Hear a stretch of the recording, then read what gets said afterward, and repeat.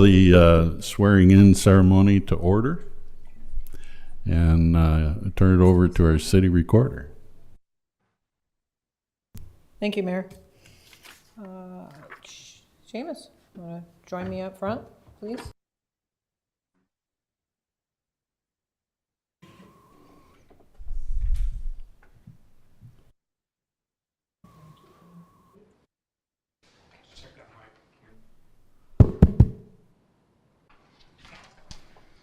Raise your right hand. Repeat after me, okay? Yes. I state your name. Seamus Alexander McVeigh. Do solemnly swear and affirm Do solemnly swear and affirm that I will support the Constitution and laws that I will support the Constitution and laws of the United States and of the state of Oregon, of the United States and of the state of Oregon, and of the charter, ordinances, and of the charter and ordinances and rules and procedures and rules and procedures of the City of Seaside, of the City of Seaside, and that I will faithfully and honorably and that I will faithfully and honorably perform the duties of the office perform the duties of the office for which I'm about to assume. for which I'm about to assume. That's it. Congratulations. Thank you.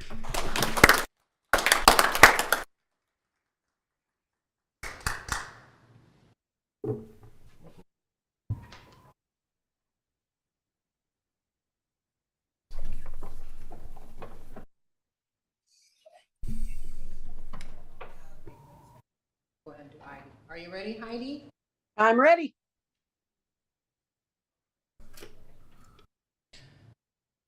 Face her. That's fine. Okay, raise your right hand. I state your name.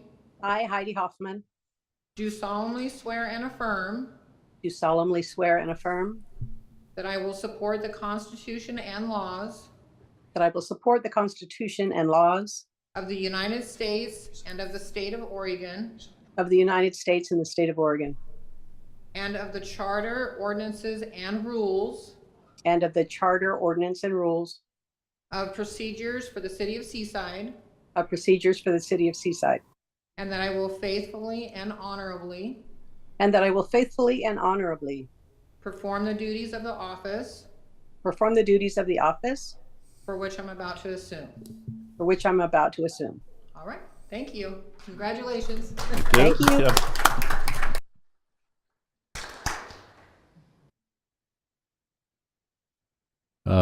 We have one other counselor that's supposed to be here, and I don't know where he is. So we may do this, amend our agenda for the council meeting itself and do it then. Okay? All right. We're adjourned until 5 o'clock.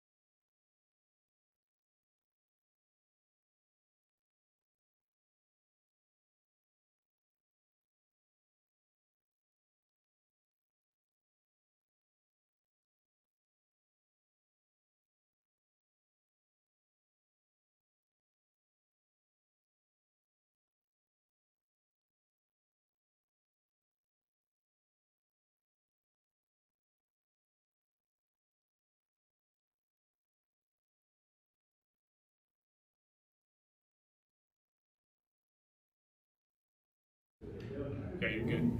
Can you hear us, Heidi? Yes? Okay, I was just telling the two new counselors here that when we do interviews for boards, committees, and commissions during work sessions, most of the time, and it's just simply a chance to get to know the person that's volunteering. And we ask them questions and allow them to ask us questions. And then our work session is going to be about boards, committees, and commissions. The thing that we need to remember in this session here, we make no decisions. Any decision needs to be made while we're actually in council session. Okay. Effectively, the same thing's true when we go to executive session. There's just some more rules regarding that, and I'll talk about that when we get into it. Okay. Are we ready? We have an interview first, so, yeah. Okay, call the work session to order. Then bring my gavel in. Our first topic is to interview Jeff Bowman. Jeff, please come up and sit in the chair of honor. Jeff has volunteered to talk to us about the tree board. So tell us a little about yourself. I was kind of raised in Garden Grove, California, in Orange County. And when I graduated from high school in '75, I went to college, and they told me, "You're not really ready for college." So I took some time off and ended up figuring out that that's what I want to do, is go to college. So I went to Humboldt State and majored in botany. And I have never used my botany degree, but I did that, and that's where I kind of found my people. Was there.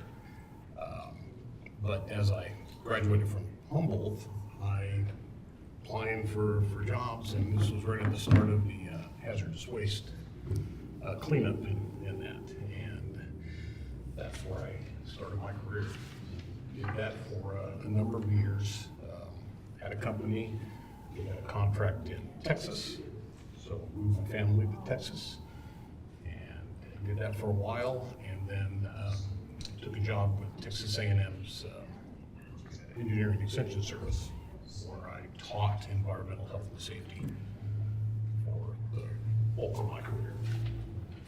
And then retired, and came on out here to visit my brother and my sister-in-law, and said, "Oh my gosh, I like this place."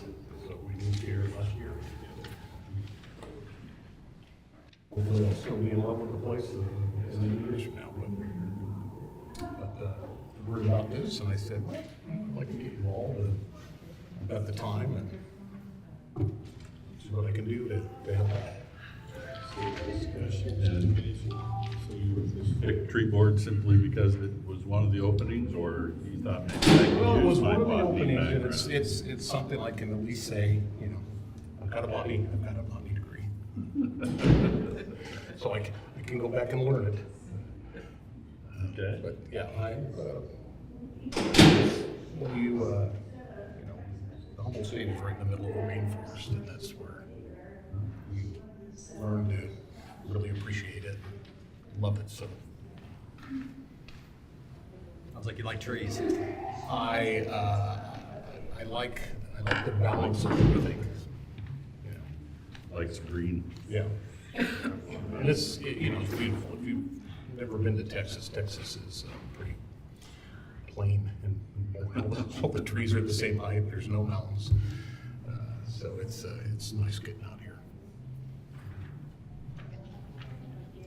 Already answered my question, and just that if you have the time to dedicate to it. I think they meet once a month, right? Every other month. I think it's every other month, yeah. Might even be quarterly. I think I can do that. Yeah, it's a great way to get your feet wet so that you do more with us. Yeah, once you volunteer for one thing, you get something. Yeah, it sounds a lot like Boy Scouts. Same thing. Just a couple hours Have you seen anything already since you've been here?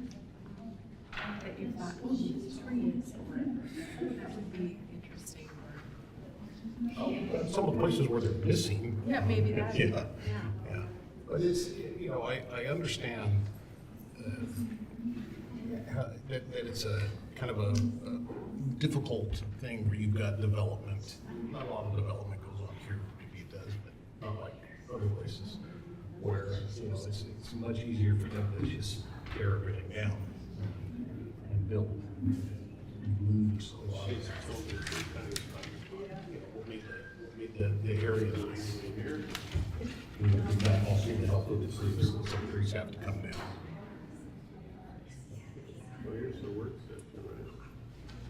Any questions for us? What is your policy on, you know, how does the city view? Well, we've been a tree city for 26 years. I don't know if you're familiar with that or not. I'm not very, but Heard of it. it has to Not do familiar. with Arbor Day and things like that. So we're kind of proud of that. I don't know about having any specific guidelines and policies regarding trees. I assume we do, but we haven't really ever gotten into it at least at the council level. I know the tree board generally takes on the project for Arbor Day. And you're aware, some of you know too, that I'm with the museum as well. And the tree board has done a couple of projects there, and they have one on the books that actually the museum just got a grant for to help pay for the project. So it doesn't cost the city anything either. Or so it's things like that, and it's all about trees. That's what the project's going to be. So we're all for it. I think each one of us, the consensus has always been that trees are important to a small town like ours. You know, so we want to protect them where we can. But as far as policies going forward, I'm not really sure what there is. But you're right. We don't have a lot of development going on. So trees that get torn down are generally because they're diseased or something. Yeah. Or they blow over in our very strong winds. Yeah. Yeah. That's more danger. We moved here in December, and you know, people kept saying, you know, surviving the winter, and it's like, pretty. But now I see why they said that.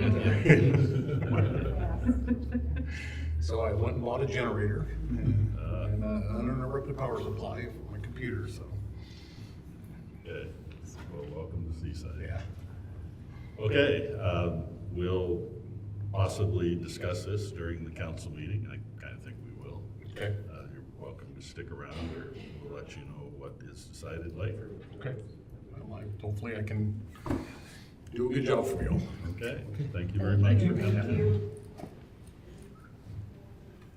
Okay, the next topic, something that's been on our work list that we're just getting to now, is about boards, committees, and commissions. And our city manager's done a lot of research as he will lead us through this topic. Heidi, I forgot to ask if you had any questions. No, I didn't. Okay. You, make sure you just speak up, because I have enough trouble keeping track of who's just here in the room. Okay. Could we remind the audience that this meeting, the talking backwards? Audience, please don't talk or step outside if you need to, so we keep the focus right here at our topic of discussion. Thank you. Want me to take it away? Yes. Okay. All right, Mayor and Council, I'm excited to have this discussion. It's been a long time coming. It's something we've been wanting to get to for some time, certainly while we were going through our recently updated city council policies and procedures. So for our three new councilors, the rest of the council is excited to do this. And I think as you saw in this interview, and you'll see later today, we have many boards, commissions, and committees, and we fill those, and that's a regular thing that's happening in the city. And I think we've all recognized some need to evaluate how they're being run, what they're doing, and look at some standardization, look at other best practices in other communities, and really see, making sure we're getting the best value out of them as possible. Any other comments from our current counselors as to kind of what you've thought about or discussed as some of the needs? Just that some of the guidelines for each of the different boards, committees, and commissions vary. And so getting our arms around having the information about them be the same. And then another thing that we talked about is there's nothing in our guidelines or anything on how we would remove people or how that process would work if something wasn't going the way that the council wanted, because they do serve at the service of the council. And not that it's been an issue before, but if it became an issue, that we could remove somebody and how that would work. And not just potentially removing someone, but having that turnover and allowing people to apply for that position that we haven't had in the past. So usually we just re-up people and no one could actually put their name in. I think that's important to actually have some turnover there. If someone wants to apply, they should get a shot at it. I think anyone who's on a board, commission, or committee wants to know what's their scope of authority, what's their scope of responsibility. And I think we need to be very clear about that. I also think that it's good for us as counselors, as liaisons to the committees, et cetera, that we know that we all have the same standards and that we all know what our role is, not just in relationship to the committee, but as the counselor. And so I think we can help define some things for ourselves as well. And for our new counselors, I know my first commission or committee meeting I went to, I figured, okay, I'm on this board to help, but we just sit there, we listen, and we're liaisons back to the council. We don't vote on any decisions that they make. Well, I will say this, some of them I think do make binding votes. Is that correct? So planning And commission we- is. Well, what about the tourism advisory? Because they're voting on funding and things and that never comes to us. So I think some of them do. But they're not voting on it so much, they're voting on approving what the department director is asking. Recommending, They're yeah. recommending. Because again, Joshua makes those decisions. what's the scope of authority and what does advisory mean? I mean, there's a So lot if of. they voted no, he. I think this is why we're having this Yeah. discussion. Yeah, I think there is some weird, different rules for each one. Yeah, so standardization and consistency is very important. One other thing I'd like to mention is on the Tourism Advisory Committee, there's currently 5 members, and they all represent certain industries. And for a long time, I've said I'd like to have at least 2 new members that represent the public at large and don't represent the business community, so they can have a say on what we do tourism-wise. So that'd be a big goal of mine. So I've been doing some research, and there's still a lot of work to do. So to start off with, so we're all on the same page, we have 13 committees. So we have boards, commissions, and committees. For the sake of keeping it easier, I'll call them committees for this, but I'm talking about all 3 organizations. We have our airport committee, budget committee, building board of appeals, civic and convention center commission, community center commission, improvement commission, library board, parks advisory committee, planning commission, tourism advisory committee, transportation advisory commission, tree board, and urban renewal budget committee. Now, some of these are required for us to have. Others are ones that at some time there was a decision, a need identified, and so they've been created. There are quite a few resources out here, and after this meeting, we'll upload these all onto your devices. But so here's the one I've started with, and for our new council members, this is one you'll see us kind of as a good starting place often, and that is the League of Oregon Cities. Does a great job doing a lot of work and recommending best practices. And so they have something called the Oregon Municipal Handbook, and Chapter 7 talks about these, and they have gathered some of the best practices and recommendations from across the state and compiled it into one guidebook. So that's where I started doing my work.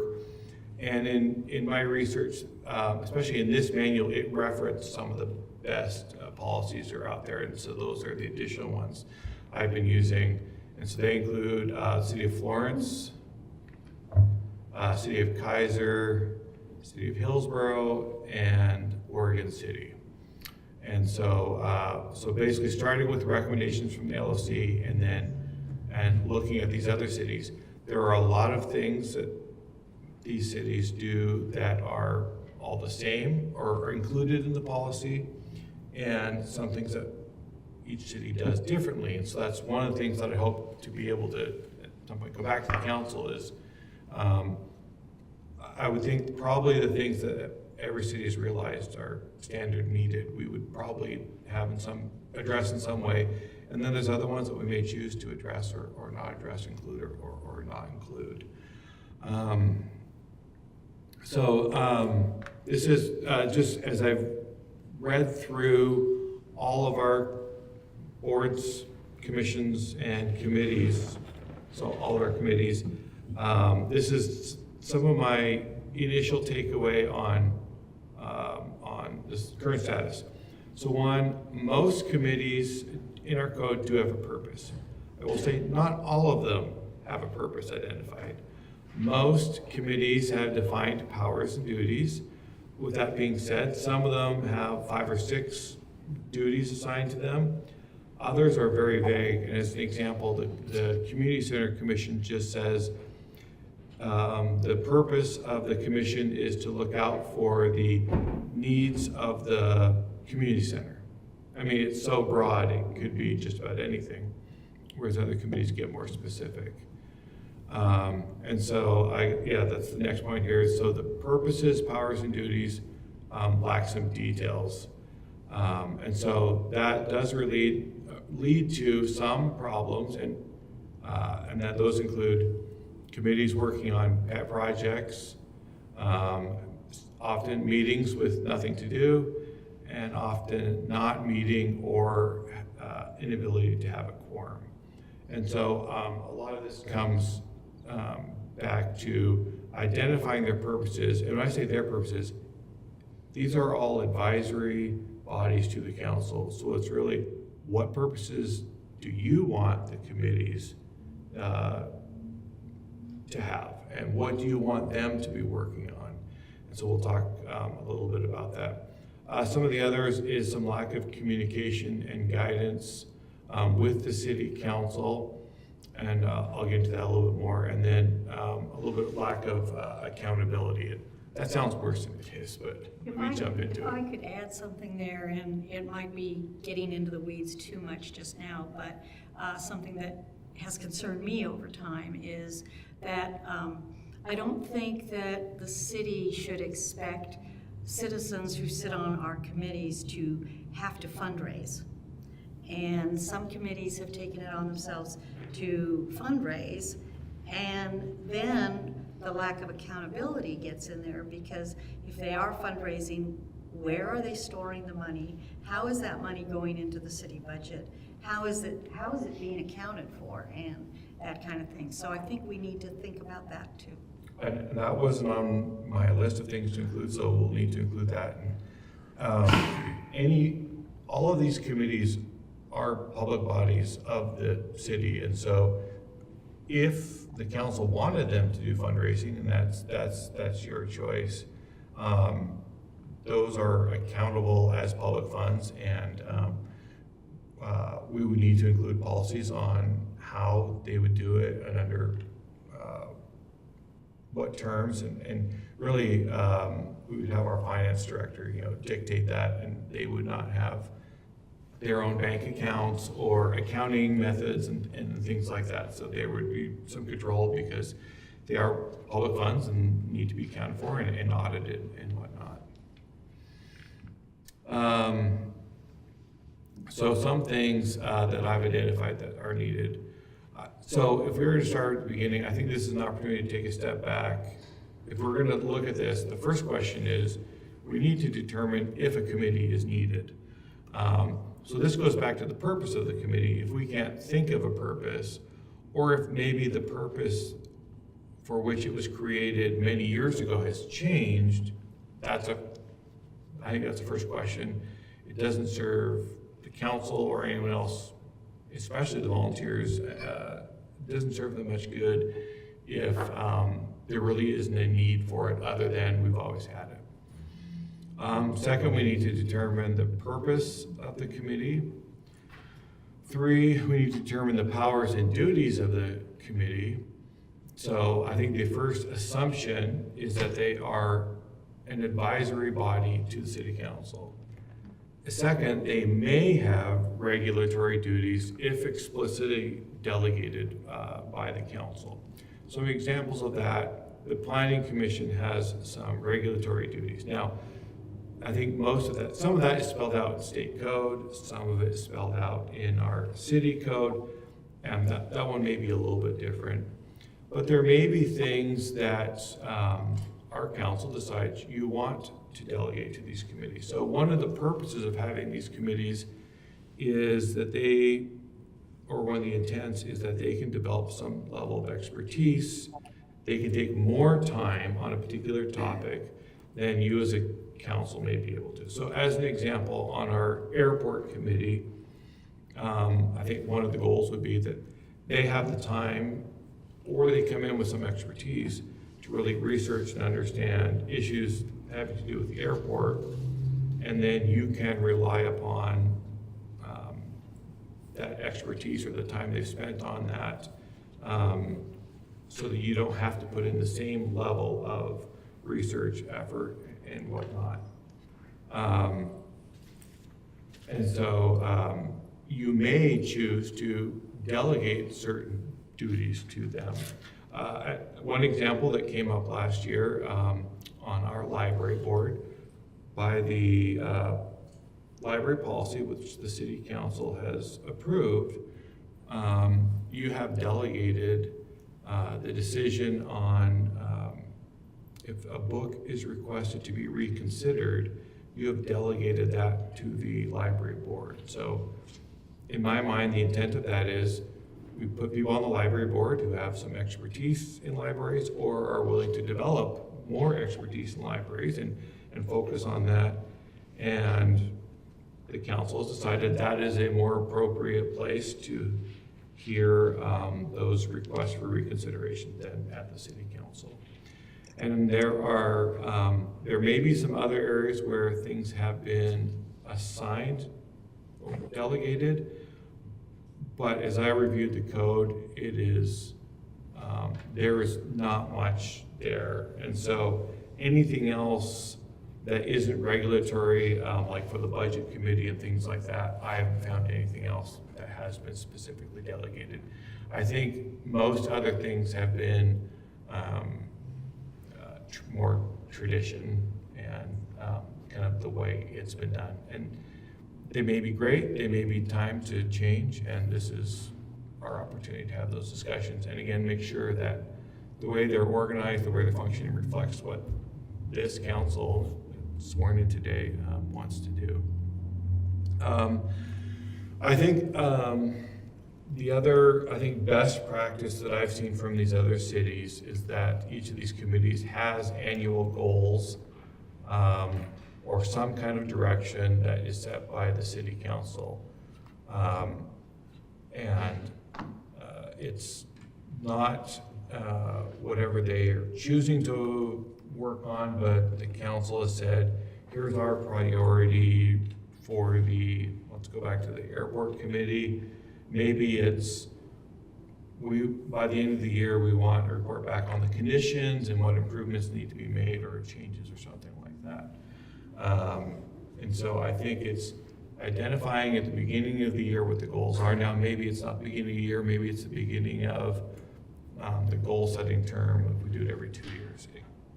Either way, it needs to be the council giving that body some direction on what you'd like it to do. Which isn't happening right now. No. No, as long as I've been here, I don't think we've had a single committee get direction from the council or report back to the council. It's the department head that's basically running what happens in that committee. Whoever the staff liaison. It depends on the committees. Some, yes, and others, not so much. And so it really is, it depends on the committee. They're all running very differently. And I think that's why we want to have this discussion. And aligning those requests or annual report or whatever it is with the budget process as well. Yeah. Because some of them come along with funding needs. Yeah, not all of them do, but as an example, there are a couple of areas where we've received requests on a staff level kind of mid-year. It's just not a good time. And so like one of those is the airport committee, and so that was one of the reasons I know Zach reached out to the committees and the staff liaisons to say, if the airport committee does have some recommendations for capital improvements in this next year, now's the time to be collecting those so that we can consider that. And there are other committees that would be similar. Community Center Commission would be another one where the city's traditionally been responsible for capital improvements on the building and things like that. And so we would have, would I anticipate I said periodic reports, likely monthly reports, but it doesn't have to be. But that one of the roles of the council liaison is to update the council on the progress that the committees are making on those goals or that direction the council has set. And then I put on here an end of year report. Really, that could be some kind of reporting back on progress made. Again, if it's 1 year, if it's for the length of a project, whatever it is, but there needs to be direction given and some sort of report done back to the council when that's been completed. I would see part of the responsibility of the council liaison to also keep that committee on track. So that's something that we'll want to address, because is that the staff liaison, is that the council liaison, or is that the committee chair? And I think those are all things that we should specify. And that's something to clarify, because if we put it on the staff liaison, is the council liaison supposed to not be directing the staff liaison? No. Exactly. So it's. You've got to think that one through, definitely.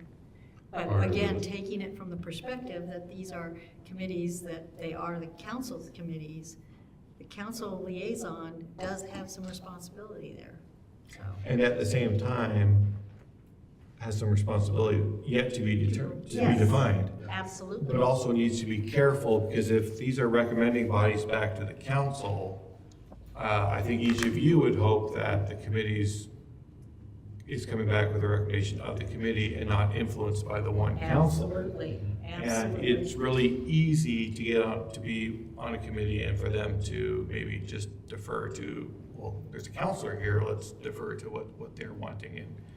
And so, I think all of you, your expectations is that you don't have counselors or staff with their kind of thumb on trying to get what they want.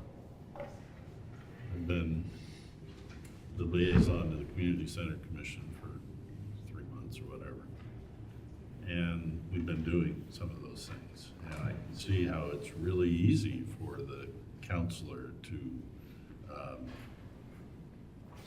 kind of keep pushing things forward. And I try, the last meeting, we finally got to the point, which was kind of what I told them I wanted in the very beginning, was I want you guys to decide among yourselves what your mission is. And this last meeting, they really got into that and have a tool that they've used. And it was facilitated by the Park District liaison, because that one, we don't have a staff liaison because Park District, we turned the operations over to them. But he was really good at getting everybody to say something. I tried as hard as I could to stay quiet and let them come up with everything. But every once in a while, I just have to say, okay, it's getting a little too broad because mission statements are really short.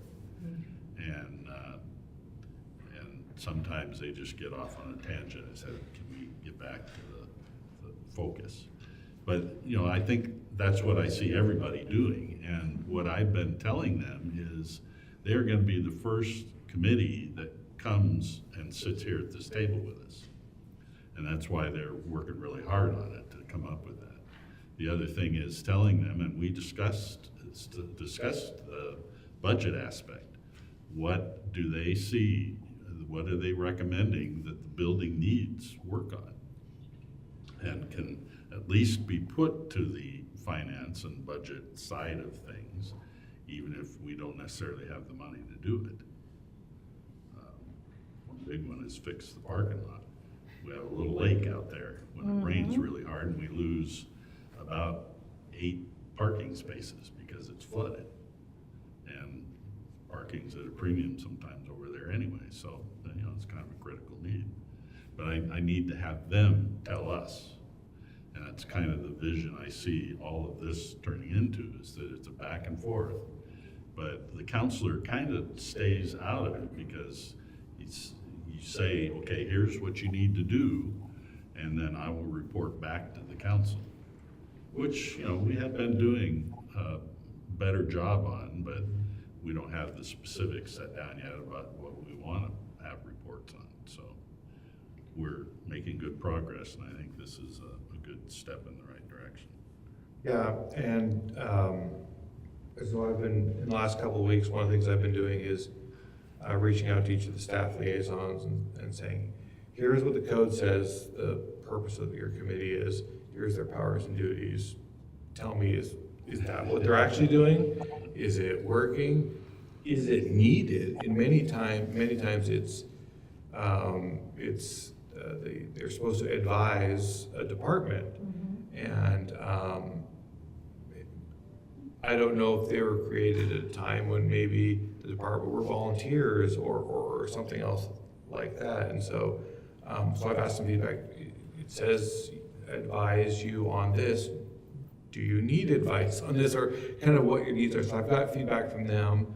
And I see their role being advisory, but also they're overseeing to a certain extent what's going on. And I think that's one thing that we need to establish in this. Because I will say, from my perspective, I've seen this as advising the city council. It gets murky if they are directing or overseeing the department, because then I have department heads that are unsure. Are they follow the city manager, or is it the committee? And I think we just need to have clear guidelines on those things, on what areas they do have responsibility for or The convention center is the one that I've kind of always wondered about, because we have a specific department head that's already in charge of that, who answers to you. And, you know, we have other people that actually specifies, I think, you know, kind of what the things are that they need to be involved in. But, you know, how does that work? And I think that's all things that we need to discuss and make sure it reflects what you as a council want. I see in that case, it's the department head takes direction from you, and they're answerable to you, but there's the role of the committee is, first of all, for me, it helps fulfill goal 1 of the state of Oregon, and that is that you want to get as many citizens involved in as much as possible. You want the citizen's voice. And so this expands not just the elected officials, but the citizen's voice. And so I see, like with the Convention Center Commission, there's accountability in reporting the successes, but there's also the people on the committee can bring ideas for that department head to consider, does this fit into the mission, vision, and values? Yeah. I think the other thing that I'd say is if they are a recommending body, make recommendations to you as a council, in many cases that means you will get 2 recommendations. So as an example, as we go through designing the North 40 Park, I would anticipate that the Parks Committee will present the City Council with their recommended park design. Separate from that, you'll receive a staff recommendation on a park design. Maybe those are the same, maybe they're completely different, or maybe there's a lot of overlap, but that gives you an opportunity to see maybe two different perspectives and hear two different voices. The voices of 5 or 6 residents will likely be different than a staff member. And so one more thing for you to consider. Staff can bring in the financial side of what the recommendations are, and the implementation and maintenance and all those pieces of it. Are the staff assignments part of the code as well? Does each one of the 13 dictate whether or not a staff member should be part of that? I have to go back and look. I think it references staff liaisons, They do. but doesn't give any duties or anything like that. Okay, well, so that's another piece to look at. Let me jump to this, I think this is the last slide I have. And sorry, it's getting cut off there a little bit. I don't know if you can minimize Heidi for a little bit there, John. So these are all topics that we need to cover. So the way I see this is we have one overriding policy for all of our committees. And then separate from that, we'll have some sort of charter, bylaws, or something like that for these specific duties for each one of these committees. So just going through these, talking about a little bit about our form of government, talking about the types of boards, commissions, committees, and possibly other volunteer groups. There's ad hoc groups for a specific purpose. I think there was one for homeless issues before I got here. That wasn't a formal one, but it was one. And then years ago, we had the Public Safety Committee, which was really about making sure that we didn't have riots again in the spring. Okay. Formation and authorization, their defining purpose, the membership, their qualifications, what to do about vacancies, recruitment and selection. That goes back to, I think, Seth, what you were saying about, are we opening it up for everyone? Are we reappointing people that are already on there? Expectations that we have, powers and duties, the chair, like the different positions on the committees, providing training to them, the terms of their office, their attendance policy, removal of committee members, duties of city council liaisons, duties of staff liaisons, goals and work plans, reporting their completed work, direction for them on open meetings, public recordings, agendas and minutes, procedures for conducting meetings, ethics and accountability, electronic meetings, communications with outside agencies, general public, the committee members, news media, or at least outline what they can and can't do, relationships with the council and staff, and advice on how to conduct successful meetings. So those are kind of, as I've looked through all these other documents, these are all topics. Not very much. No, but right now, we don't have very much on. This doesn't get into any of the details of specific committee members. A lot of these are duplicatable. Things like attendance, things like terms of office. Yes. They're very easy to duplicate across the different. And I think you can have something where you say, this is the way, this is our policy, unless the bylaws of that committee are more specific. So maybe the requirement is it must be city residents. But you get on the airport committee and say up to 2 can be non-residents. Or the building code. Which I think we've already said can be countywide. Right. So these are the general, Business. what's that? You can own a business or be an employee on the convention center commission. There's some of them have that. Yeah, and so, Should be that way too. so we get back to any deviation from the general policy, those bylaws would have that. And then again, I think more importantly is, what is their purpose? What role are they playing? What do you want them to do? And I think, like I said, we have varying levels of effectiveness amongst our various committees right now. Actually, I think the most important thing would be to standardize everything as a committee. So we could just say committee.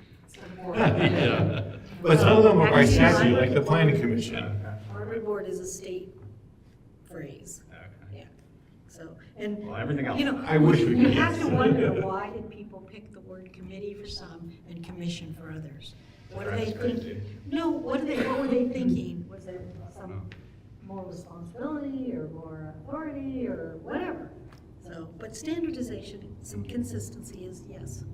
I think it would be helpful if we can define, a commission is this in our city, a board is this, to the extent that we can.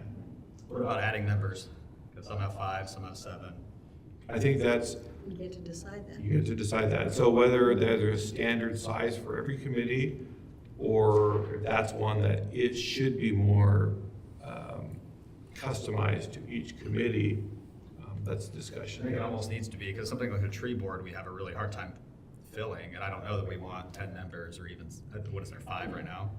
But I'm not sure we want to base our decisions on how hard it is to recruit somebody. Well, my point is something on the tourism advisory committee, And it's then- the same 5 people have been on there for years and years and years, and there's not an opening for other people to get on, and so maybe that's one. Well, that where you has to potentially do want a with 7. your, you know, the terms of office Yeah. kind of thing. Well, my and- point being is you would fill it. If you added 2 members, it would fill probably immediately, because there's people wanting to be on that committee. There's demand. Probably a combination of both for someone. Uh-huh, I think so. I mean, the other thing I've thought about is, are there overlapping areas of interest between the Parks Committee and the Tree Board? Can it be the Parks and Tree Board Committee or something like that? Again, A parks one- committee with a working group of, or focused on trees or focused on whatever. And I will say this, that we could probably add, there's a lot of other committees other cities have. And we could add a lot. But I'll say from kind of protecting the staff, it's a considerable amount of work. You know, our public works director is responsible for 4 committees. And between that position and the administrative assistant, it's a lot of resources put towards that. So that's one of the things I'm hoping for, is make sure it's benefiting the city and not just extra time spent, that's where that position needs to be spending their time. And it's valuable. Another consideration with how many people you have on a committee is if the more people you have on a committee, the more people you need to have a quorum. And if we have a lot of issues with not meeting quorum, then we. But if you get too small, then you lose one person. That's and exactly. You can't get a Yeah. quorum. So, I mean, it's a Problem that happy the medium. commission, the community centers have, because you have one person that needs to be replaced. Right. And, you know, if you lose one other They won't candidate, have their then quorum. they don't have a quorum. Yeah. Where did the minutes, as the former secretary for the airport committee, where did my minutes go after I submitted them to the committee? That process. They went is to the online. city recorder. They go to the city recorder, and actually, I just went online to our website, the city website, and I looked up every commission and committee and board, and I found the minutes for all of them. Okay. Yeah. And we could see, if we looked at like a year of the committee, Theoretically. quorum, not quorum, how many Right. people, what was decided. Yeah. The other thing is that the completeness I use this word advising, the quality of the minutes varies from committee to committee. So there's different ways of taking minutes, aren't there, Spencer? Well, my hope would be if to the extent we can kind of uniformly run them and operate them. As an example, if I like the way we do our city council minutes, so if we could do that for our committees, and if there was a recording of the meeting, point to that. If you want all the details of what was discussed, listen to your heart's content on there, but the minutes will really be focused on what was discussed and what was the decisions made, directions given, and things like that. Having video recording of every one of our committees would fulfill the intent of the Oregon state law from several years ago. But the problem is they don't all meet in the council chambers, so we have to, Yeah, but a lot of times it's just audio. Or somebody would have to just set up a video camera. But most of them, like the library has the capability, the convention center has the capability. Their problem is that they have to find a room based on what's using the facility, the building at the time. And so, but I think that's a goal I'd like to get to, and we just have to identify committee by committee. Exactly. Can they do it now? What needs to happen? Even if worst case scenario, it is the staff liaison putting their cell phone on a tripod and a microphone in the middle. I mean, there are things we do. I know the airport committee likes to have every other meeting out at the airport, which has made it problematic. And so are there things we can do, or maybe we call those work sessions and they have their regular meetings here? You know, there's some things that we can do to help with some of that. Overall, we're making progress, and we're finally having this meeting. So how do we develop a plan to get this all done? So I think I'll look at my role. I think I can see myself coming back to you with a draft document on this where I've included kind of what the standard things are for every city and where there are options. Kind of have okay, in this section, here's the different things we've seen, A, B, and C. Do you want to do one of these, or do you want to decide your own? So maybe we'll have a section of policy on terms. We can put what we have in there today, and then, but I can throw the options in there. And just like we did on the city council policy, kind of go through that and each section, and in a work session, okay? Here's a couple of options. What would you like to do? How much interaction, how much of this work would we like to have our committee members be part of? The Community Center Commission, the Library Board has just done some work on this. So I think there are two separate facets here. One is creating this policy, and then the other is creating the bylaws for each committee. And I think each of these committees should be working on that. And then ultimately, it comes back to you as a council. Again, a recommendation from those committees and a staff recommendation. And then you guys make that final determination, and we put it into one overriding Right. ordinance. I think what would be helpful for the committees then is if there were a template, a bylaws template available, so that nobody has to feel like they're starting from scratch. I feel like in the process-wise, in the interim of putting together this overarching policy, that we can be talking about those initial questions that you posted, where you talked about, is the committee needed? Is it, what's it overall supposed to be doing? These types of conversations while we're putting together that policy, and then we'll be at a place where we can apply that to what we have left. And this is someplace where the liaisons can be involved in that and help the committee move forward with it or advise. So I know what my next steps are on the policy side to bring back to you. How do we want to handle next steps with the committees? Do we want to invite all of our committees to one meeting, a future council work session or meeting? Do we want to have assignments made for our committees and then each of you going out and talking to your committees? Or how do we want to get them involved? Because I think the sooner the better. Well, see, and I feel like we need to be a little farther down the road with a framework to be able to present to them, to then get feedback. Because right now, all you'd get is, a shotgun spattering of things that don't necessarily relate to a direction that we're going. And in order not to have it too big, I think I would just start with, maybe just the chairs and have a more intimate meeting between us Similar to what and we're the talking about chairs. right now. Yeah.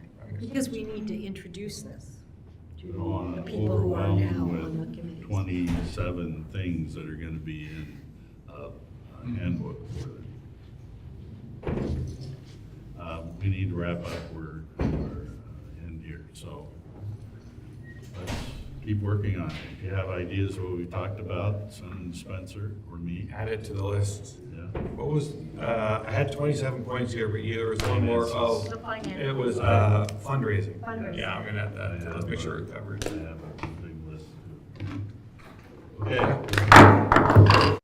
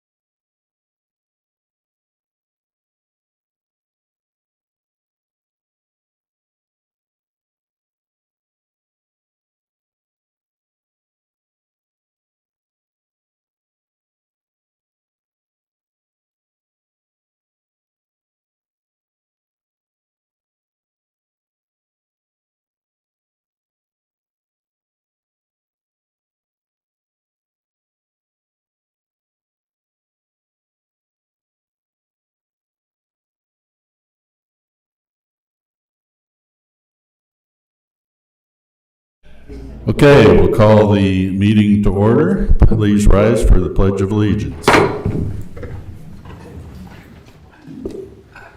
Pledge allegiance to the flag of the United States of America and to the republic for which it stands, one nation under God, indivisible, with liberty and justice for all.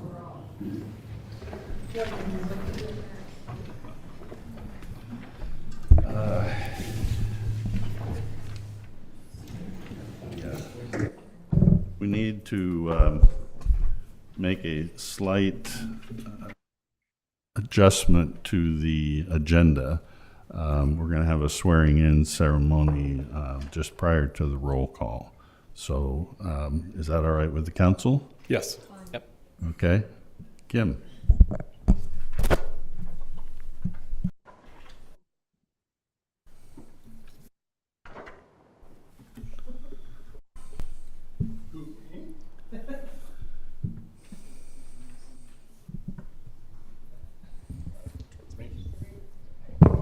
Just want to hear you. I don't care about me. Oh, you're all ready.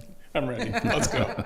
I state your name. I, David Posalski, Do solemnly swear and affirm do solemnly swear and affirm that I will support the Constitution and laws that I will support the Constitution and laws of the United States and the state of Oregon, of the United States and the state of Oregon, and of the charter, ordinances, and rules and the charter, ordinances, and rules of procedures for the city of Seaside, of procedures for the city of Seaside, and that I will faithfully and honorably and that I will faithfully and honorably perform the duties of the office perform the duties of the office for which I am about to assume. for which I am about to assume.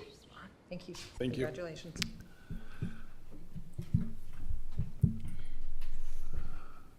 Thank you, David. Welcome back Thanks. officially. Kim, will you please call the roll? Thank you, Mayor. Counselor Montero. Present.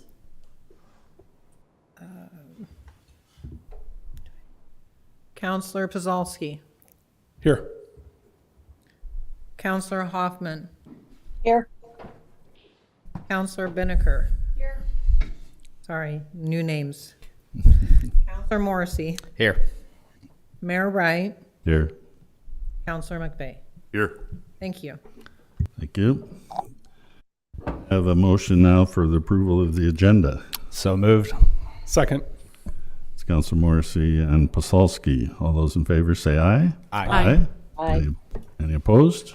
Motion carries. Next item is appointment of city council president. Every 2 years per our charter, the council appoints a member to be council president. The council president has two main duties: to function as mayor if the mayor is absent from a council meeting or unable to function as a mayor. Hasn't happened in my term yet, at least I don't think so. And in our rules, to participate in setting the council agenda. Our tradition has been to give an opportunity to each councilor to take on this role if they so choose. Councilor David has been president for the past 2 years, and I want to personally thank him for his participation and thoughtful insights as we met to discuss each and every council agenda. Thank you. And so I would like to nominate Councilor Seth Morrissey as the council president for the next 2 years. He has not had this opportunity in his 8 years as councilor and has expressed a willingness to accept the position and the corresponding time commitment. Are there any other nominations? I'd like to nominate Tita Montero. Okay. All right, we'll close nominations. We have 2 nominations, Seth Morrissey and Tita Montero. Will each counselor please state their preference, starting with David? Seth Morrissey.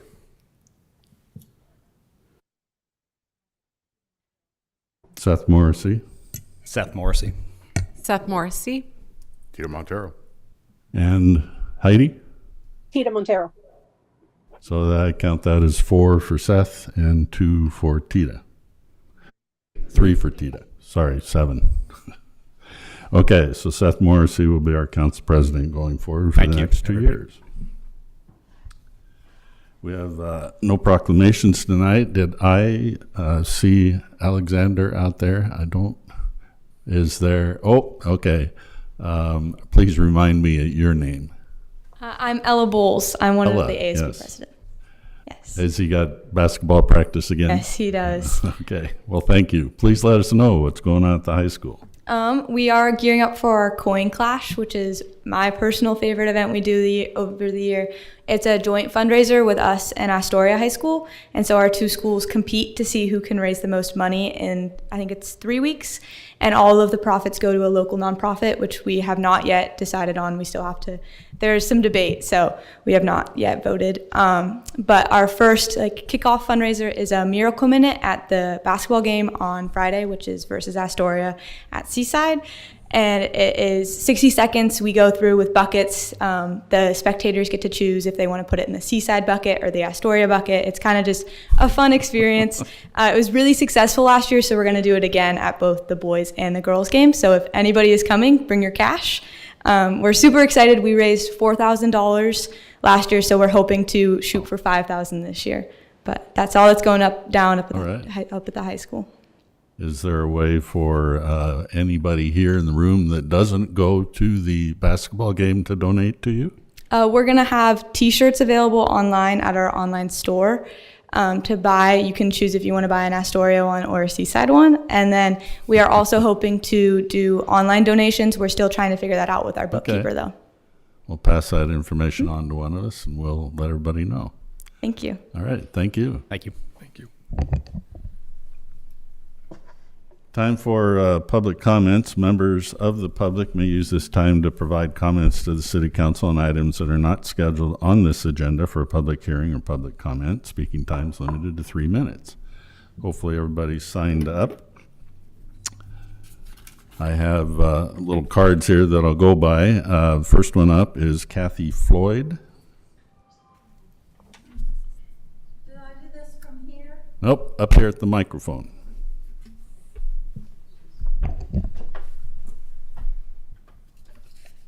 My concern is the homeless problem that we have here in Seaside. Please state your name and sorry? city or residence.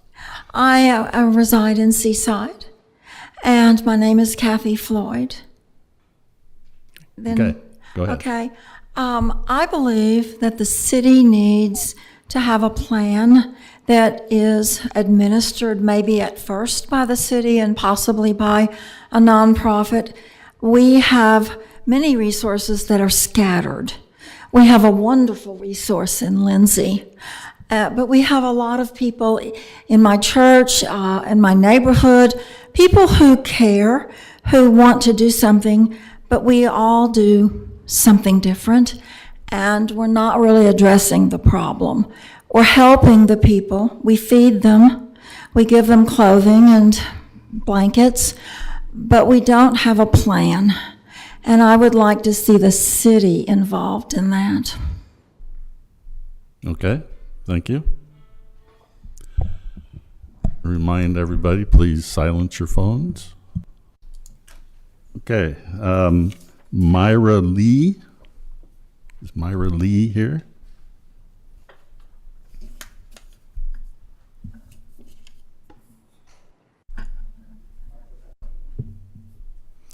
Please, I'm Myra I stated Lee. your name, yeah, so. I'm your Myra city? Lee, and I live at 627 8th Street, Gerhard, Oregon. And I'm here to open your hearts and your minds to the fluoride issue. I know that's come before you before. I think it is an issue that as we get older and age, we get told less is more. The less medication you take, the better off it is for you.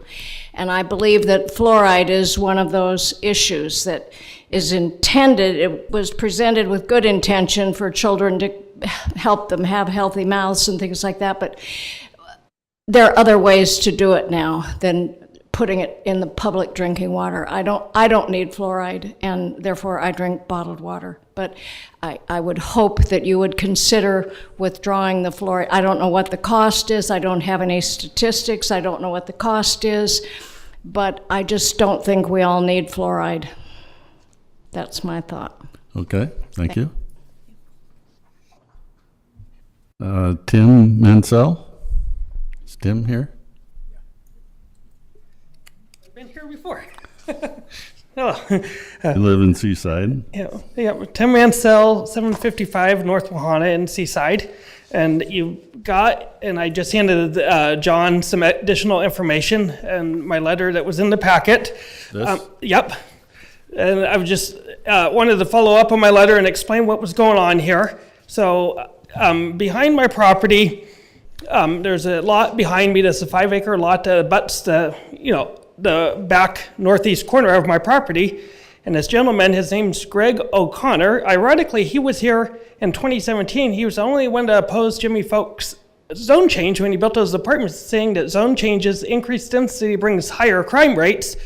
But on his property back here, that he had one house that was a barn converted to a house. All of a sudden, he's got 2 tiny homes, so he increased his own density illegally. And one of the tiny homes is over the property line on my property, which is an issue. It's not really the biggest issue. I've talked to Jeff Flory 3 months ago about it. That's why I'm here. I emailed the city manager Monday, same as I sent the city, this council, this stuff. Those buildings are in an E3 zone. That is aquatic conservation. It's not zoned for building. There's a tiny part of that upper part of that property that is an SR zone. SR zones allow for a house and maybe an ADU, but all the setbacks has to be met. That property is a wetland. It's entirely in the wetlands. Up to 12th Avenue, that creek is essential salmon habitat. So anything disturbances in that wetlands is going into a salmon-bearing stream, which everybody is working real hard to get the fish back. I sent this Mr. O'Connor a certified letter in October to 3 different addresses. It happened to be his Nehalem address, is where he signed for it. That's where he's living. And it basically told him to get his stuff off my property, and that's for adverse possession reasons, that he can't claim adverse possession because I told him to get off my property. But the county found these in 2018, or they found them in 2020, and they raised his tax assessment from $22,000 for the one little house to $115,000 because they found they're 256 square foot tiny homes. He's got a gate over that. 8th Avenue is actually a city platted road. He's got a gate over it with cameras, but he's gated it. Also, the survey I have for the property that I've included from 1979, Youngberry Street actually goes all the way through to 8th Avenue. I don't know if it was vacated in the last 45 years or not, but I don't have the information. But 8th is definitely still a platted street. He's gated it down there. You need to wrap up. Okay. Anyway, that's what's going on, so Okay. Thank you. We'll have the city manager follow up with you. Okay. Thanks, Tim. Anita Dotson, Highway 26.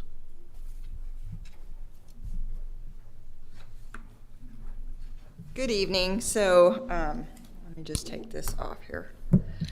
My name is Anita Dotson. I live at 34662 Highway 26, and I am part of the Seaside Water District. I spoke at the last Seaside Council meeting about the fluoride that the city is putting into our drinking water system. Fluoride is a natural chemical, but what is being added to our water is discharged from fertilizer and aluminum facilities industries. The city water quality pamphlet of 2023 states it, and I have it here. I spoke with the mayor at the coffee and the mayor the other day. We had a good discussion. He indicated he was an advocate for fluoridation, which is his right. We discussed the fact that Portland does not have fluoride in their water, and more cities are taking the fluoride out of their water treatment system due to the information that is coming out. I hope you don't mind me sharing this, Mr. Mayor, but he stated he gave fluoride to his children due to this fact because he lived in Portland. I explained that that was his choice, and Portland gave him the choice to do so.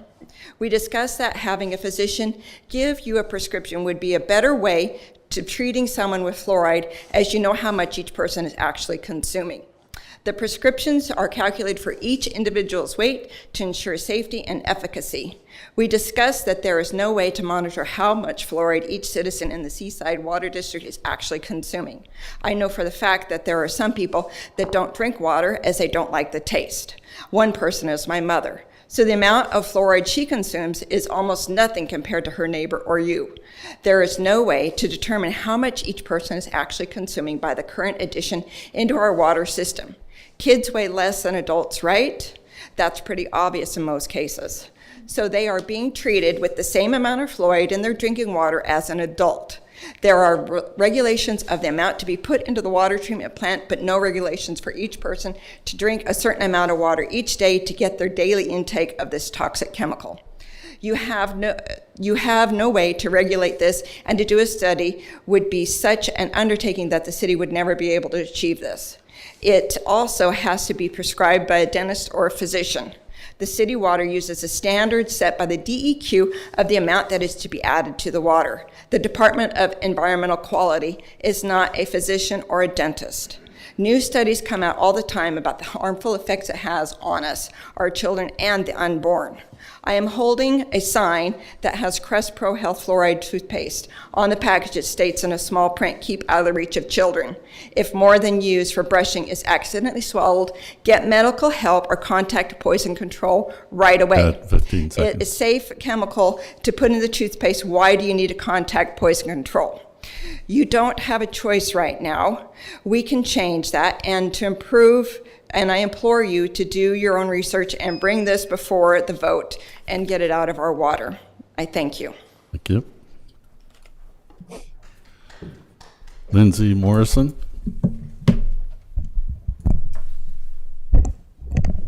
My name is Lindsay Morrison. I live in Seaside, Oregon. I'm standing before you because I want to ask you to please give me permission to park in the vacant lot across the street from the camp where the homeless live. I feed them, and I need to be able to get the food to them in a good time. Currently, I'm forced to use a wagon. We are dropping off the food, and then I wagon it over to the people and get it to them. That does not allow for me to take any sleeping bags or blankets or hats or any of the other things I need. I wrote a letter as requested by the city manager, and I sent it here to the city council last month. Here we are a month later, and I still have not heard anything about using that vacant lot. And this was not my suggestion. This came from Chief Ham, and I'm hoping that you will see this as a possibility and consider it open to us and as quickly as possible. Thank you. Thank you.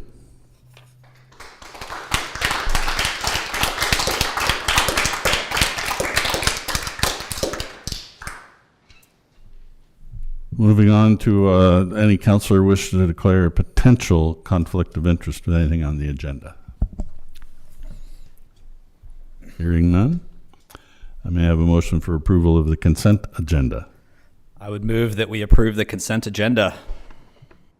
I'll second. It's Council President Morrissey and Councilor Binnicker. All those in favor say aye. Aye. Aye. Aye. Any opposed? Motion carries. Moving on, we had a good discussion, a starting discussion earlier in our work session about boards, commissions, and committees, trying to get it in the right order here. Because we, as a council, appointed Christine Binnicker, she was on 2 committees, and that made 2 vacancies. So we need applications for our Airport Advisory Committee as well as our Budget Committee. I don't know if we told you, but when you resign from a committee, you have to find somebody. So that's open. We had an interview just a little bit ago for the City Tree Board applicant. Is there any desire by the council to do something? I move to appoint Jeff Bowman to the City Tree Board. I'll second. Councilors Pasalski and Montero, any discussion? All those in favor say aye. Aye. Aye. Any opposed? Motion carries. Congratulations, Jeff. You still here? Yep. We have vacancies still on the Community Center Commission, and we have 2 vacancies now on the Library Board, and we received what I counted 4 applications.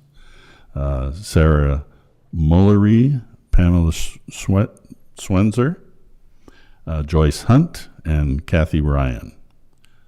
The council wish to do anything with those applications? I would like to nominate all 4 candidates. I'll second. Okay, nominations for all 4 candidates. And is that enough? Do we want to leave the vacancy application time open or close it? I move that we close it. I would second that. Okay, so we'll close the applications and leave it to our city recorder to schedule 4 interviews at our next work session. Okay? Great. That narrows down those vacancies. And that actually brings us to the end of most of our business tonight. I think this is one of our shortest in a while, but that gives us opportunity to hear what's really happening in the city from our staff and liaisons. Anybody back in the back there? Chief? One of our, okay, well, let's hear about what's going on with our fire staff. It was a short meeting. I wasn't expecting it to go so fast. Good evening. Genesee Dennis, Fire Marshal for the City of Seaside, if you don't know me. Update on the crews down in California. They left on Wednesday. They are currently working down in the Palisades fire, which is almost 24,000 acres currently, 14% contained. They are working on hotspots. There's not a lot of active fire today and current, but they are preparing for a wind event that's supposed to come in tomorrow and could get upwards of 65-mile-per-hour winds. So there is a heightened alert with the crews down there preparing for that. They're being well taken care of by the community and the Oregon State Fire Marshal Department, even so that the private citizen has a office building which they big enough to fit all of the Oregon fire crews, and so they gave that up for them to sleep in and have their stuff there, and has also donated food and water and supplies. So they are being well taken care of down there. Talked to Chief this afternoon. They're looking to do the full deployment, which will be 18 days, especially with the events of the wind coming. And so they're looking to be back on the 25th. Wanted to recognize, we have 8 responders in total from Seaside down there, which, so want to recognize the folks who stayed at home and who are offsetting the calls that we are, having to take care of here. So thank you for that. Update on the remodel. We have our final walkthrough tomorrow.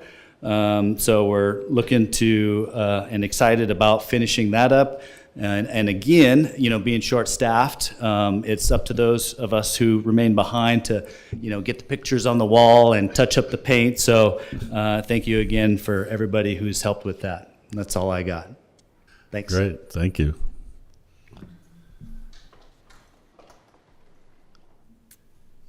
We have Other See Brian. Carrie. Yeah. Yeah, Brian from the Convention Center. Hello, good evening. So 2 things. Please mark your calendars for February 5th. We'll have the Feed the Starfish fundraiser. We'll start at Michelle's at Seaside Coffee. That morning's a Wednesday. They will be donating half of their proceeds from drip coffee and specialty drinks from 6 a.m. to 2 p.m. that day. And then we'll go over to Seastar Gelato, and they will be donating 100% of the proceeds from the sales gelato. So, and I believe that same night is also the Moe's fundraiser for the senior class at high school. So you can eat out all day on behalf of your community and downtown. And then the other thing is tomorrow night at the Times, I don't normally talk about that, but this is for Seaside School District and Clatsop County Public Health are actually renting out the Times tomorrow night, but it's open to the public. It's for a film screening of, it's called The New Drug Talk, Connect to Protect. It's about fentanyl. Apparently 9 out of 10 teenage deaths in Oregon are from fentanyl or involve fentanyl.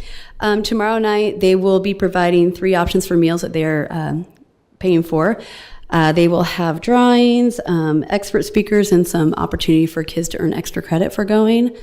So if you have some children, teenagers, or you want to know more yourself, please come. 6 to 8 p.m. tomorrow night. We've never done this before, so I'd say arrive at 5:30. We will not be selling alcohol during that time. So please remember that. We've had other things where people get kind of angry at people working. But yeah, let us know if you have any questions. The school has lots of information, and it should be a good time. And it'll end about 8 o'clock. Thank you, Carrie. Chief, is there a Gooding Memorial on the 5th as well?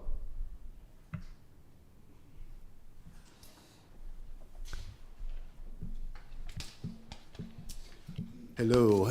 Yeah, we're planning one. Okay. We haven't got to the final stages of everything, but we'll probably do something similar to last year. I think it was center, but yeah, we're planning on having on the 5th. So about 5 o'clock, I think, is what we've been doing. But we'll get details out here soon. Congratulations to all the new counselors. Happy New Year. Thank you. Thank you. Any other staff back there? Oh, how about Brian? Oh, He doesn't he's sitting down, so yeah, okay. Madam, are you standing for a reason? Yes, I would like 3 minutes. You didn't sign up? I signed over there. I thought that was a sign up. Oh. Council? I'm fine. You okay with it? Yeah. Good. Okay. Come forward, state your name and your city of residence.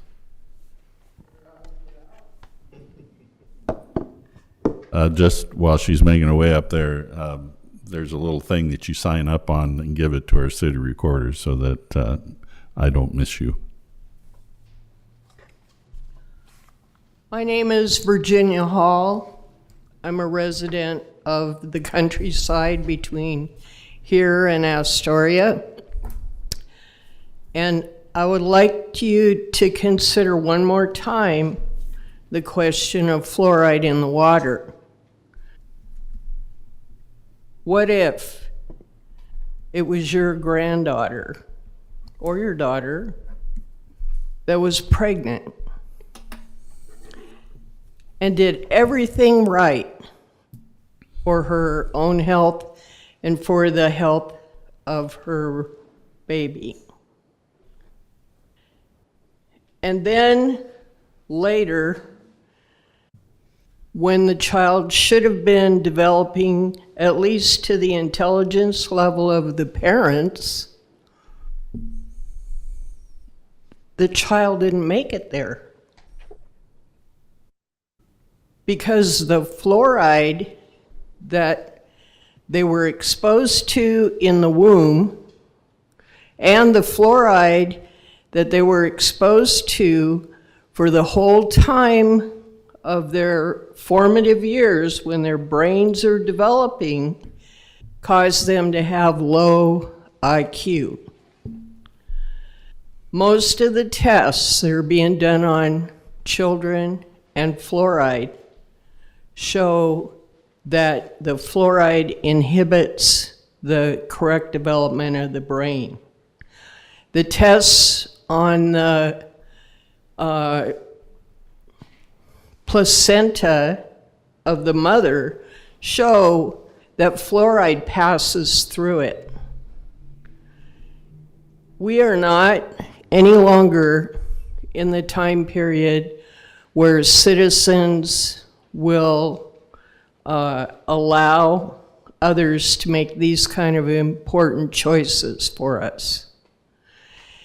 We're very quickly coming up on a time when the head of the health issues is going to be Robert F. Kennedy.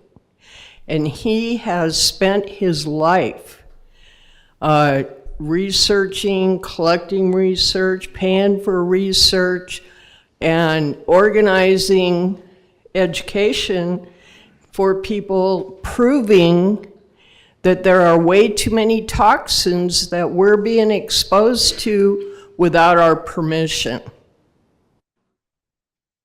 Please make this one of the most important things that you do this year. The alternative is that that woman that's going to have that baby that is not going to develop correctly is going to be standing here with her lawyer letting you know that you're being sued. Get ahead of the game, take the water, take the fluoride out of the water, and let the people go. Okay, staff. John. Thank you, Mayor. Just real quickly, I think it was last fall, we talked about the public meeting law training that you all need to take place. And so we reached out to the Oregon Government Ethics Committee to see about that training. There was some delay in getting back to us. What they've informed us is that the option for you all to do that in the near term is to participate in a training that's scheduled for Warrenton on February 3rd. So if you're interested in that, that's a Monday. It'll be in the afternoon. I do not have the exact time at this moment. The alternative that they've expressed to us is that it would be in the fall before they could get back to our part of they're doing trainings throughout the state. So it's Warrenton on February 3rd or sometime in the fall to have that training. Now, I got an email this morning from the community college, and they're putting on open meetings law training. That's not the same thing, right? No. Okay. Yeah, this is the ethics committee. Whoever puts the training on, it has to be approved by the ethics It is. committee. It is. Oh, and they said it Yeah. is. Wow. But it's open meetings law, and that's not the same thing, right? So if you're interested in attending, they have limited. And aren't we required to take that once a year?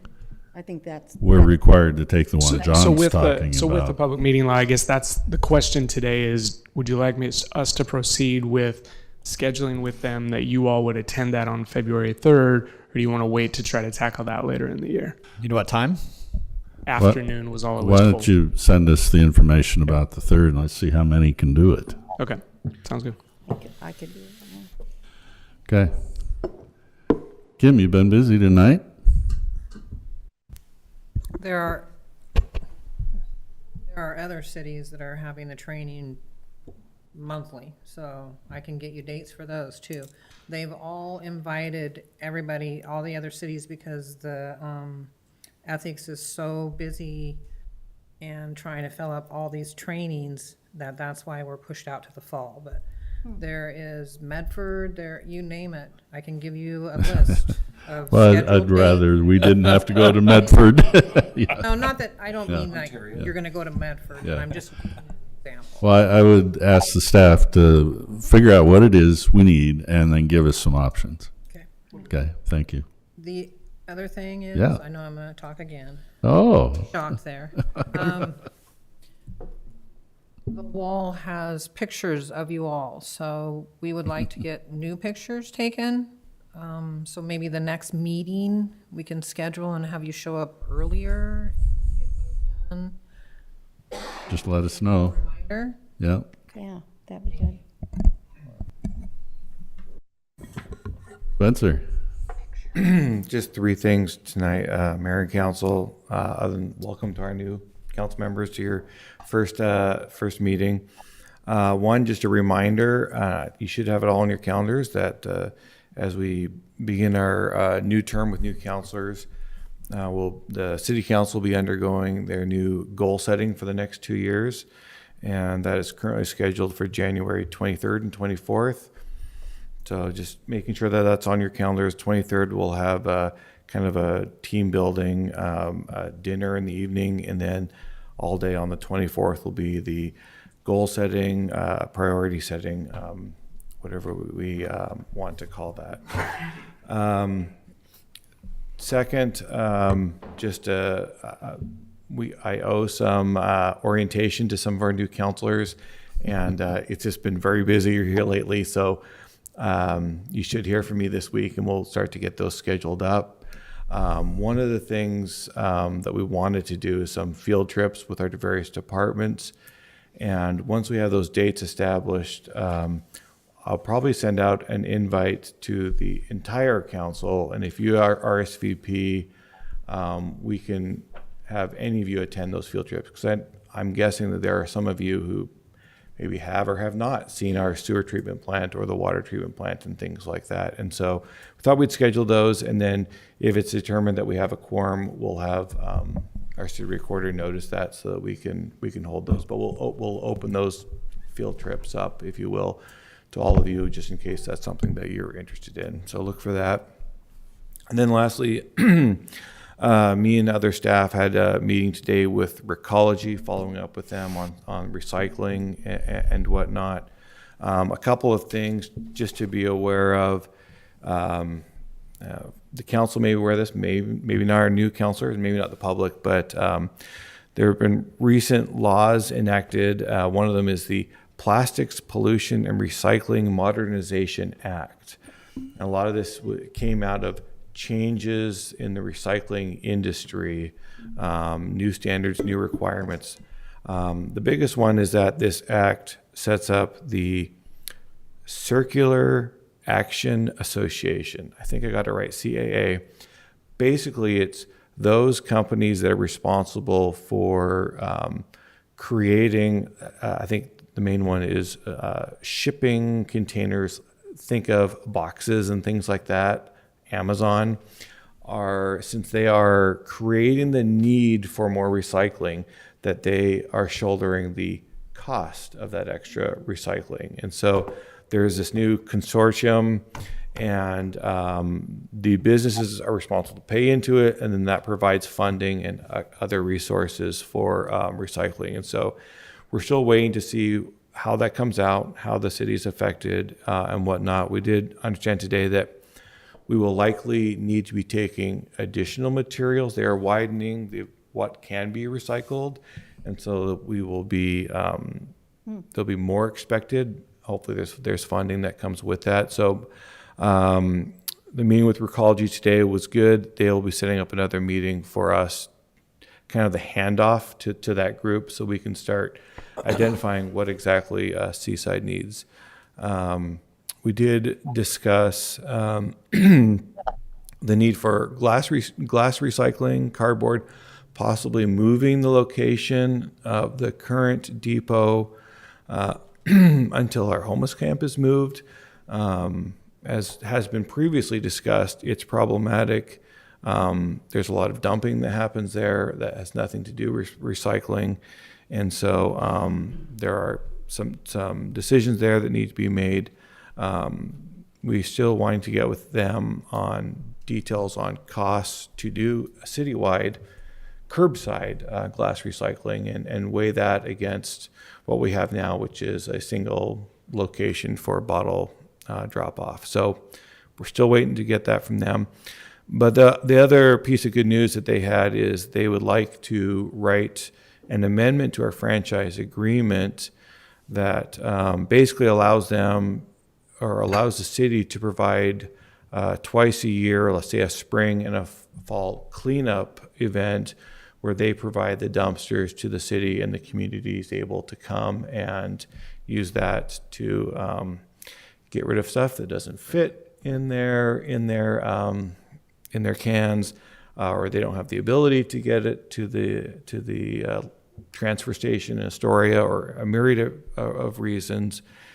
And they believe they can account for those costs with the rates that we already have, but need to amend our franchise agreement for reasons on their side so that can be made available. And that's something they're trying to organize with all of the communities within the county. So I think that will be a great service. Excited for that if we can get that up and rolling, hopefully before this spring. And, there's probably some junk that we all have that we can get rid of, and I've got some in my house. So that's all the reports I have. You're not the only one. Yeah. Okay. For the new counselors, in case you weren't aware, we have this time in the meeting to allow you to kind of talk about whatever you want to talk about. And let's start with Heidi. Gee, put me on the spot. Well, it's okay. It doesn't have to be anything really profound or anything, just introduce yourself.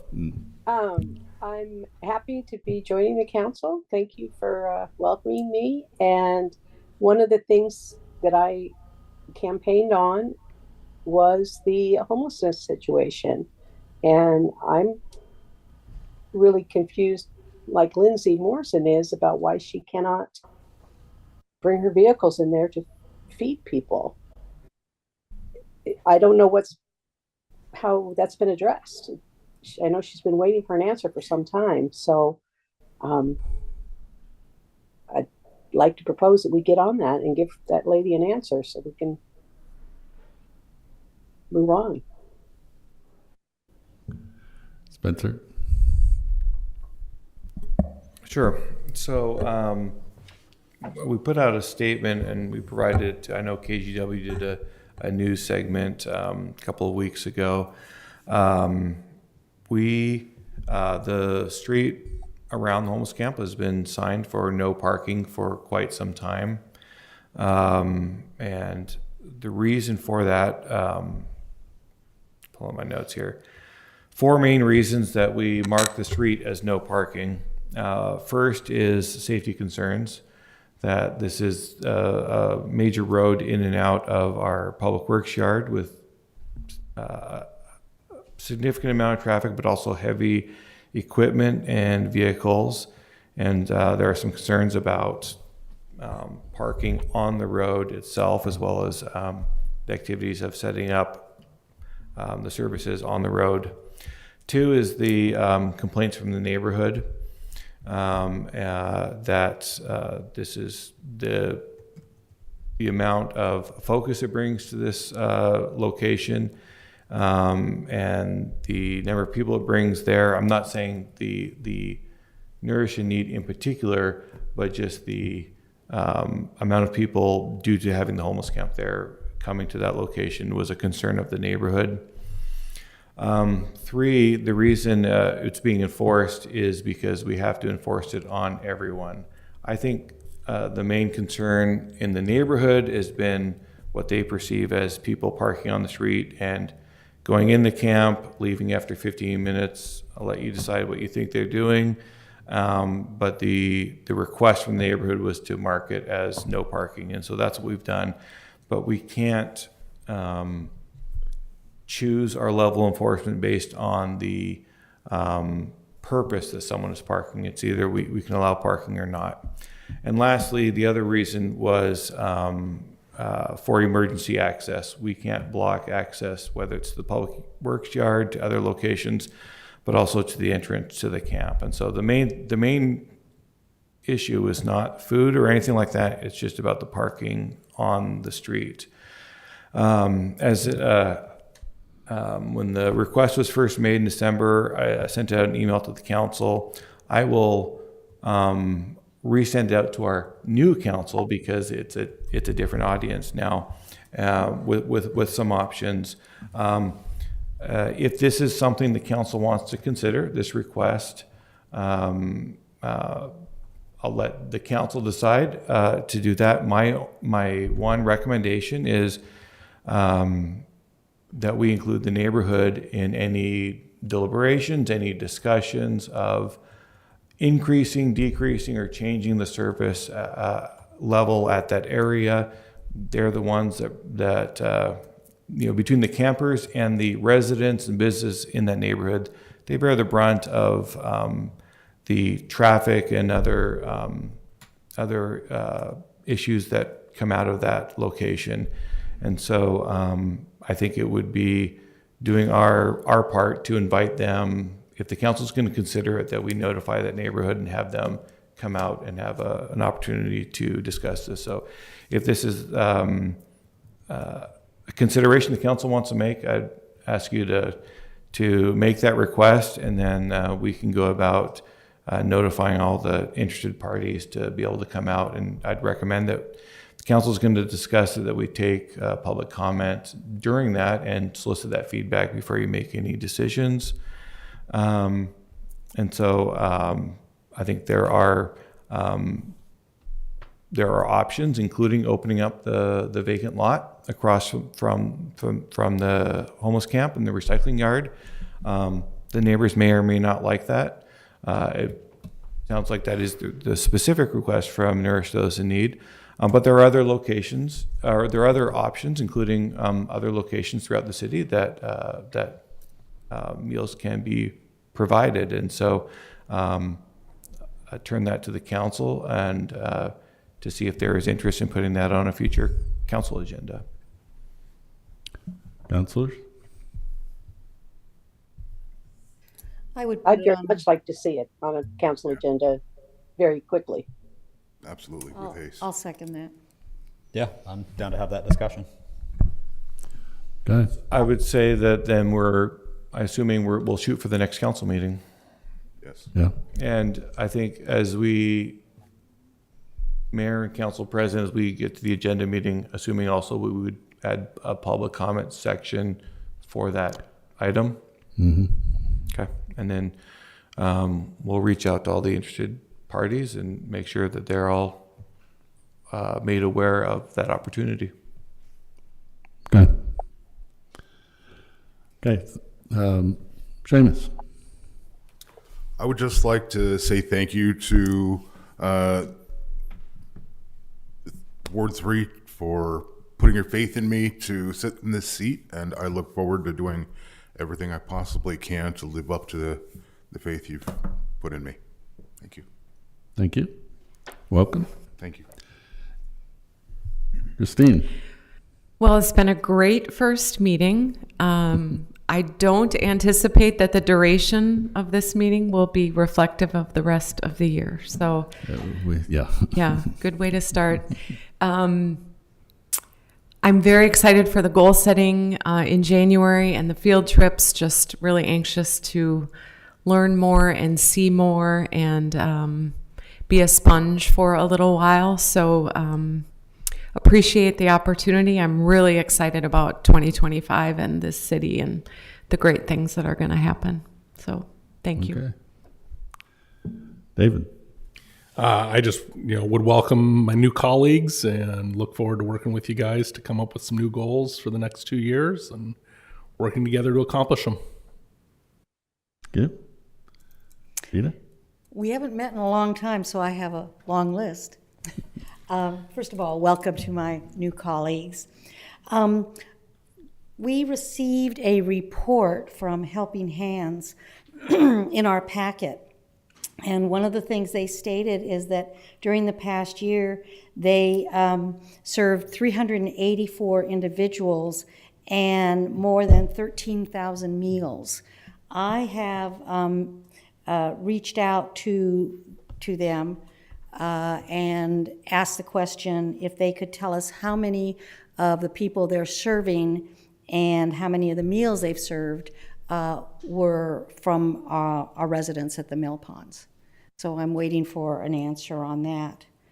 I have a question for Spencer, because we've had some discussion and questions from people. Can you talk to us about the property on Wahana that's been in the process of being remediated over time? Because there's some concerns from people. Yeah, that is the slowest abatement process in history. No. So for the council and for our public that's here, this has been an issue that's been going on for several years, starting with a fire at the property, which made the power and utilities have to be turned off, and a determination made that it was a dangerous building, and we have a code that regulates the abatement of dangerous buildings. To be clear, the home is not in Seaside. It's in the county, but it's within our urban growth boundary, and we have an agreement with the county that we will enforce the dangerous buildings code on their behalf. And so we've been working with that property. We've been ready to do the abatement ourselves, as the previous property owners were not in a position to be able to do anything about it. However, and that would have been at significant cost of the city.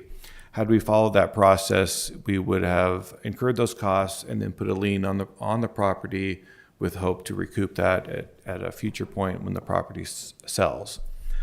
We thought it was a good fortune that someone else decided to purchase the property before it got to that point, and with the intention of abating the property, of demolishing the building himself.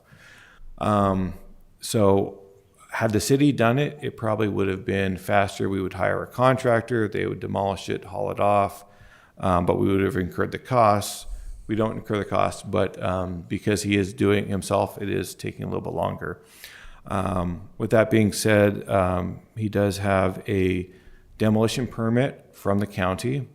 The county building department is responsible for that. And the current permit expires in 1 month on February 13th. I don't know the particulars as to whether or not he has an ability to get an extension on that, but that's the current timeline that we're dealing with. And our planning and building has had regular contact with them to get status reports, to encourage it to be moving along. We did receive some complaints in the last few weeks about the buildup of vehicles on the property, and that was a concern that we had with the previous property owner with abandoned vehicles or non-operating vehicles on that property. When our staff reached out to the new owner, his response was that he had been parking vehicles there as a way to discourage people from going on the site. And we asked him to remove the vehicles, and I believe he has.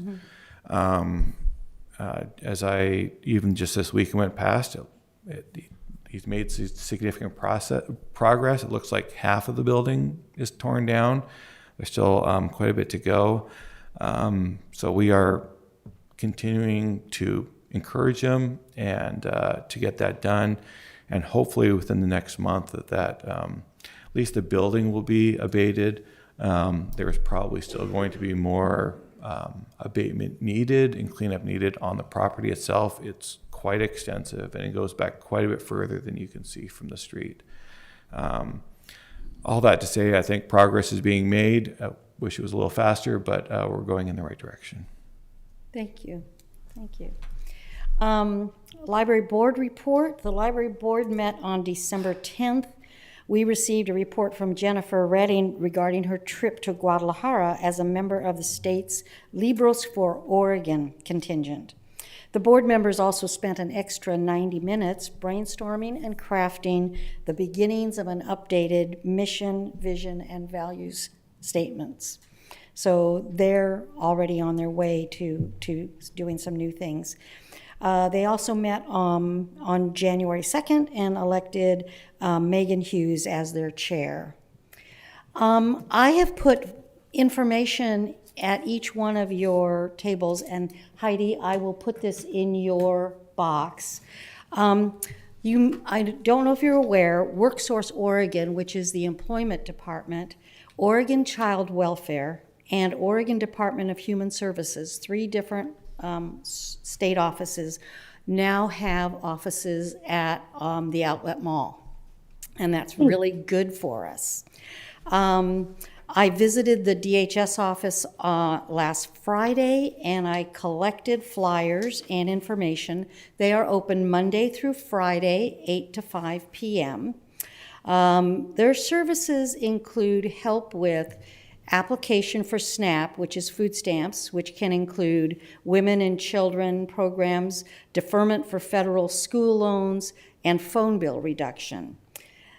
Paying child care bills, getting medical coverage, OHP, which could also include help with Medicare, long-term care assistance, intellectual and developmental disability services, getting child support payments, helping people enroll in GED, ESL, or vocational training, helping people with employment-related daycare subsidy. There's a flyer on that.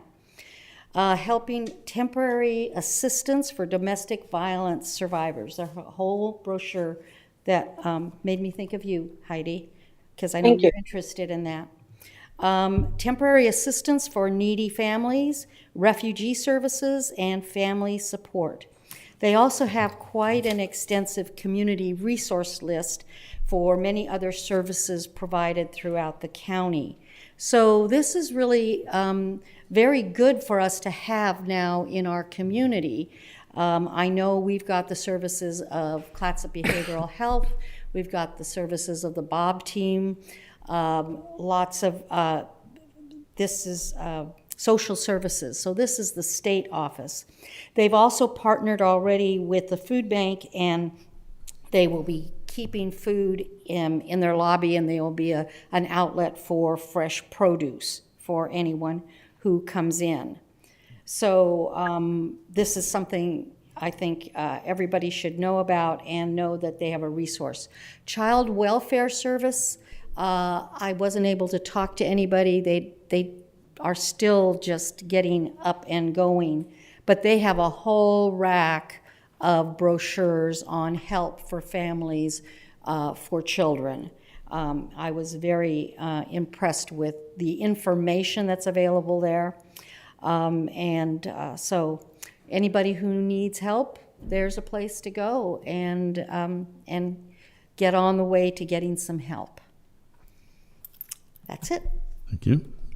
Council President Morrissey. Thank you, Mayor. Just want to welcome the new city councilors to the team and also announce that on the first Tuesday of every month, starting February 4th, I will be doing coffee with a councilor at Seaside Coffee House, and I'll start at 9:15 a.m. The mayor does coffee with the mayor at 10 a.m., so it's a great opportunity for folks that want to interface with both of us. You can, or one or the other, but I will try to be there every first Tuesday of every month going forward at 9:15. Okay, thank you. My next coffee with a counselor is January 23rd at 10 o'clock at Bagels. I will reiterate, welcome to all of our new counselors as well. Thank you for being willing to spend a lot more time on city business than you've probably done before.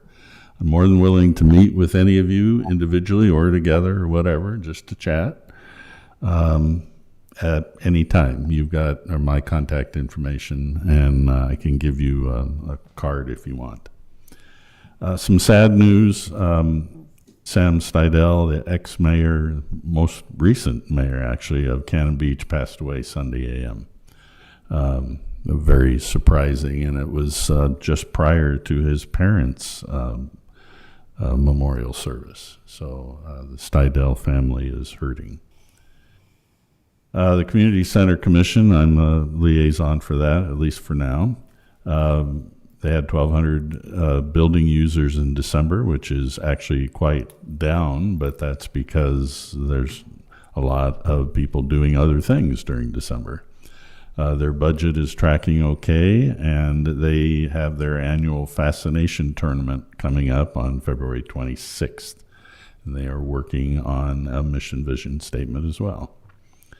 Week from Wednesday, we'll have another county regional housing task force. The focus of this one is going to be an update on our buildable lands inventory. Each city is getting one of these. So not just Astoria, who's the only one that's actually required to do it, but everybody. We 2 years ago, Spencer mentioned that we're setting the goals for the next 2 years in another week or so. But 2 years ago, some of us, a couple that are also not here anymore, set goals. And in front of each of you and on the city website, under the council tab, are our current goals, which are now basically we're done with. We're going to create new goals. And you can look through that. I encourage anybody listening to go and look at it. We had 5 categories with a total of 16 pretty specific tasks, and we either completed or made significant progress on nearly all of them. Some of the biggies were we bought the estuary park, made it a permanent addition to our park system. We got to the point where this council will be making a decision on what to do about the old church and the old hospital school admin building. We have worked on, and our staff has come up with a development plan for staffing, and we're fully behind that, supporting it. We've made progress on our comprehensive plan. We didn't get it done yet, but it's coming back to the forefront within the next month or so. And tonight, we're preparing to work on what we decide our advisory committee roles are. We made good progress, and again, just kind of waiting to hear whether we're going to get a grant on buying more of our watershed. And we kind of made a pivot and not focusing on bridges anymore, but we're going to focus more on the vertical evacuation structure as an idea to help our citizens in emergencies.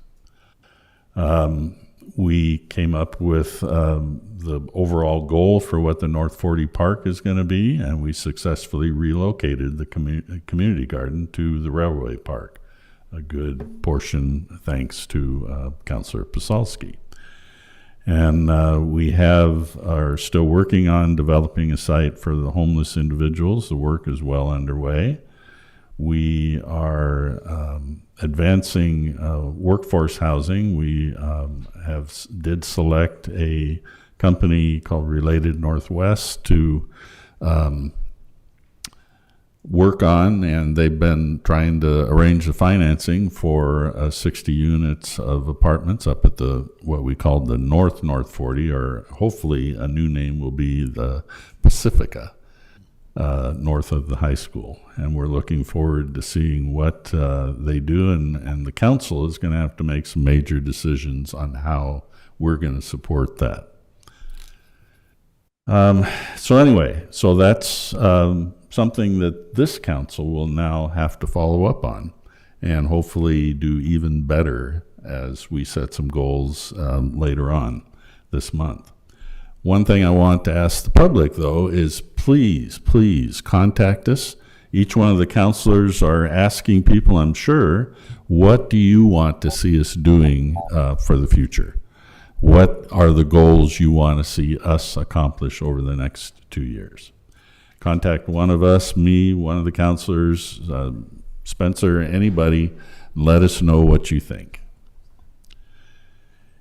And our meeting is not quite over because we're going to go into executive session. But one of the things, my tradition I continued on after Jay did it, was have a quote at the end of the meeting. And one that I bring up at least twice a year is our quote from the vision that we set for Seaside 2034. I think it still applies, and something we need to keep ready in our minds all the time. Seaside is a remarkable, culturally rich community. Our families thrive and our businesses prosper, and generations of visitors create memories that last lifetimes, all in a healthy, safe, and neighborly coastal environment. We are going to move into an executive session in accordance with ORS 192.6602E to conduct deliberations with persons designated by the governing body to negotiate real property transactions. And then we'll reconvene into regular session after we're done. You don't need to stick around. Just an informational thing for us. See you next time.